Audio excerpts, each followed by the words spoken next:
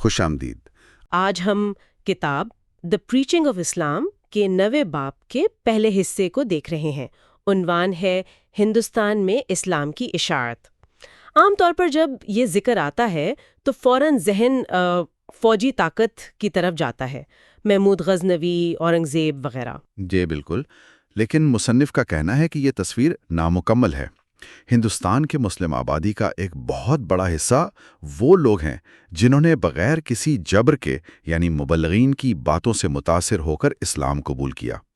آج ہم اسی پہلو کو سمجھنے کی کوشش کریں گے کہ فوجی اور حکومتی اثرات تو تھے، ٹھیک ہے، لیکن پرامن تبلیغ کا، سماجی عوامل کا کیا کردار تھا؟ ٹھیک، تو سب سے پہلے یہ دیکھتے ہیں کہ ہندوستان کی مسلم آبادی یہ بنی کیسے؟ کیا سب ایک جیسے تھے؟ نہیں، مصنف انہیں بنیادی طور پر دو بڑے گروہوں میں تقسیم کرتے ہیں۔ ایک تو وہ جو باہر سے آئے، اپنا مذہب ساتھ لائے، جیسے شمال مغرب سے یا پھر عرب تاجر مغربی ساحل پر آئے۔ اور دوسرا گروہ مقامی لوگوں کا تھا جنہوں نے مختلف وجوہات کی بنا پر اسلام قبول کیا۔ اچھا، اور اس سے بھی زیادہ دلچسپ یہ کہ آدھی سے زیادہ مسلم آبادی نے شیخ، بیگ، خان یا سید جیسے یوں کہیں کہ غیر ملکی القاب اپنا لیے، حالانکہ ان کی اکثریت یہیں کے لوگ تھے جنہوں نے مذہب تبدیل کیا تھا۔ تو پھر مقامی طور پر جو لوگ مسلمان ہوئے ان کی کیا وجوہات تھیں؟ کیا یہ وہی بات ہے، تلوار کا زور؟ دیکھیں، مصنف واضح کرتے ہیں کہ اگرچہ کچھ معاملات میں سرکاری دباؤ، جبر یہ چیزیں تھیں، جی، لیکن اکثریت نے اپنی مرضی سے اسلام قبول کیا۔ تاریخ میں جنگوں کا ذکر تو بہت ملتا ہے، حکمرانوں کے کارناموں کا بھی، ہاں وہ تو ہے، لیکن صوفیہ کی جو سوانح ہیں یا مقامی روایات ہیں، ان سے پتہ چلتا ہے کہ ملک کی سیاسی زندگی سے ہٹ کر بالکل خاموشی سے تبلیغی کام جاری تھا۔ اچھا، تو جو شروع کے مسلم حملہ آور تھے ان کا کیا کردار تھا؟ کیا وہ مبلغین ساتھ لائے تھے؟ کتاب کے مطابق شواہد نہیں ملتے کہ ابتدائی حملہ آوروں کے ساتھ، مطلب سندھ پر عرب حملے سے لے کر 18ویں صدی تک کوئی مبلغین یا علماء آئے ہوں گے۔ محمود غزنوی یا تیمور جیسے حکمران وہ اپنے حملوں کو مقدس جنگ ضرور کہتے تھے، بت شکنی بھی کی، مندروں کی جگہ مسجدیں بھی بنوائیں، جی، لیکن ان کا بنیادی مقصد تبلیغ سے زیادہ جنگی فتوحات لگتا ہے۔ تیمور نے خود لکھا کہ اس نے لاکھوں کافروں کو قتل کیا، مگر اس تبلیغی تلوار کا مقصد لوگوں کو مسلمان بنانا کم ہی نظر آتا ہے۔ کیا حملے سے پہلے اسلام کی پیشکش کی جاتی تھی؟ ہاں، عموماً یہ پیشکش ہوتی تھی، اور کبھی کبھار لوگ خوف سے قبول بھی کر لیتے تھے۔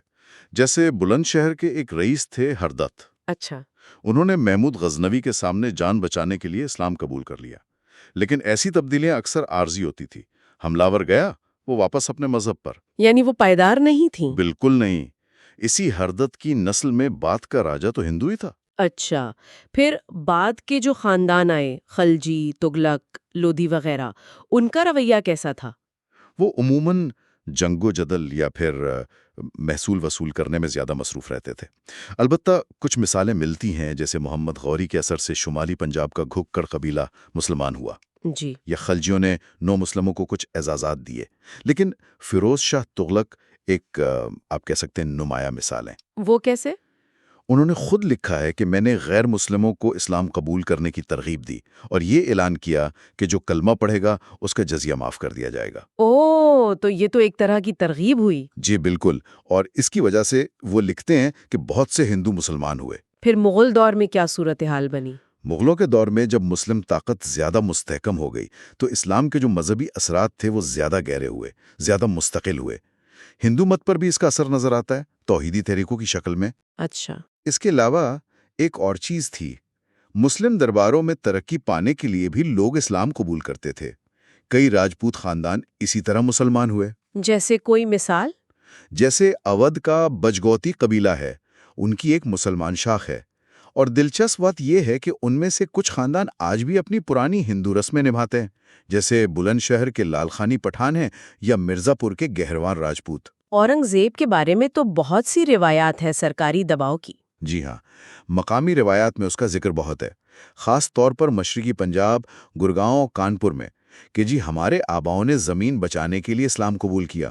لیکن کیا یہ تاریخی طور پر ثابت ہے؟ مصنف یہی نقطہ اٹھاتے ہیں کہ ان جبری تبدیلیوں کا ذکر مستند تاریخی کتابوں میں اتنا نہیں ملتا، تو یہ ممکن ہے کہ اورنگزیب کی جو مذہبی شہرت تھی اس کی وجہ سے لوگوں نے بعد میں اپنی تبدیلی مذہب کو ان سے جوڑ دیا ہو۔ ٹھیک، اور ٹیپو سلطان، ان کا ذکر کیسے آتا ہے؟ ٹیپو سلطان کا ذکر ایک ایسے حکمران کے طور پر آتا ہے جس نے منظم طریقے سے، یعنی باقاعدہ منصوبہ بندی سے جبری تبدیل مذہب کرائی، مالابار میں ان کا اعلان، اور پھر فوجی کارروائی جی، جس میں ہزاروں ہندوؤں کا زبردستی مذہب تبدیل کیا گیا۔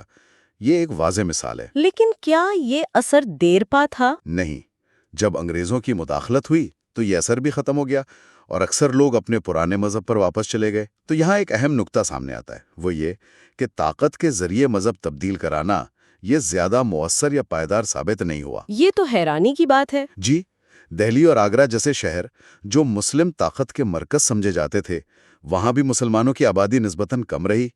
یہ اس عام خیال کے بالکل برعکس ہے کہ طاقت ہی سب کچھ تھی۔ کوئی اور مثال؟ گورکھپور کے راجا تھے بدمل، انہیں اکبر نے قید میں مسلمان کیا، لیکن جب وہ واپس گئے تو ان کی بیوی اور رعایا نے انہیں قبول نہیں کیا اور ہندو جانشینی ہی برقرار رہی۔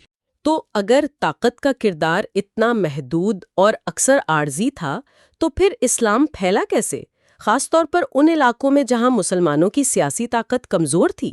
یہی کتاب کا مرکزی نقطہ ہے کہ اسلام کی سب سے بڑی اور پائیدار کامیابیاں دراصل ان علاقوں میں ہوئیں جہاں سیاسی طاقت کمزور تھی، جیسے جنوبی ہندوستان اور مشرقی بنگال۔ جنوبی ہند میں اسلام کیسے پہنچا؟ وہاں تو بہت پہلے 8ویں صدی میں ہی عراق سے کچھ پناہ گزین آئے تھے جن سے ماچے پیلا نسل منسوب کی جاتی ہے، جو مالابار ساحل کی ایک مسلم کمیونٹی ہے۔ اچھا، اور پھر عرب اور فارسی تاجروں کی آمدورفت تو مغربی ساحل پر مسلسل جاری رہی۔ تو ان تاجروں اور وہاں کے مقامی ہندو حکمرانوں کے تعلقات کیسے تھے؟ تعلقات آپ دیکھیں حیرت انگیز طور پر بہت دوستانہ تھے۔ ہندو حکمران جیسے کالی کٹ کے زمورن تھے، وہ تجارتی فائدے کی وجہ سے مسلم تاجروں کی بہت سرپرستی کرتے تھے۔ انہیں کوئی مسئلہ نہیں تھا ان کے مذہب سے؟ بالکل نہیں، انہیں مکمل مذہبی آزادی تھی، تبلیغ پر بھی کوئی پابندی نہیں تھی، اور جو مقامی لوگ مسلمان ہوتے تھے ان کو بھی وہی عزت ملتی تھی جو باہر سے آئے ہوئے تاجروں کو، چاہے وہ پہلے نچلے طبقے سے ہی کیوں نہ ہو۔ واو! کالی کٹ کے زمورن کے بارے میں تو یہ بھی کہا جاتا ہے کہ انہیں اپنے بحری جہازوں کے لیے ملاح چاہیے تھے، تو انہوں نے ماہی گیر خاندانوں میں سے کچھ لوگوں کو مسلمان بننے کی حوصلہ افزائی کی۔ یہ تو بالکل مختلف تصویر ہے۔ جی، مالابار میں اسلام کی آمد کی ایک روایتی کہانی بھی ہے، شیخ شرف بن مالک اور مقامی راجا کی۔ وہ چاہے تاریخی طور پر پوری طرح مستند نہ بھی ہو، لیکن وہ اس پرامن تبلیغی عمل کی عکاسی کرتی ہے جو صدیوں تک جاری رہا۔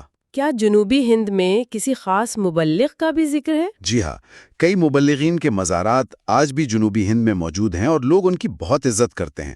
سید ناتھر شاہ ہیں ٹرچناپلی میں، سید ابراہیم شہید ہیں ایراوادی میں، شاہ حمید ہیں ناگور میں۔ ان کا کام کیا تھا؟ ان کی زندگیاں تبلیغ اور خیراتی کاموں کے لیے وقف تھیں۔ یہ وہ پرامن کوششیں تھیں جو اصل میں زیادہ کامیاب رہیں۔ ایک اور مثال مورخ عبد الرزاق کی ہے، جنہیں تیموری بادشاہ شاہ رخ نے کالی کٹ کے زمورن کو اسلام کی دعوت دینے بھیجا تھا، اگرچہ وہ مشن کامیاب نہیں ہوا۔ تو آج کی گفتگو کا اگر خلاصہ کریں تو یہ ہے کہ ہندوستان میں اسلام کی اشاعت کی کہانی صرف جنگ اور جبر کی نہیں ہے۔ بالکل نہیں۔ حکمرانوں کا کردار رہا، مراعات کا لالچ بھی تھا، لیکن مسلم آبادی کا ایک بہت بڑا حصہ اور شاید زیادہ پائیدار حصہ پرامن مبلغین، صوفیاء اور تاجروں کی کوششوں سے وجود میں آیا۔ خاص طور پر ان علاقوں میں جہاں مسلمانوں کی سیاسی طاقت کم تھی۔ جنوبی ہندوستان اس کی بہترین مثال ہے۔ اور جبری تبدیلی مذہب وہ اکثر ناکام رہیں یا عارضی ثابت ہوئیں۔ جی بالکل۔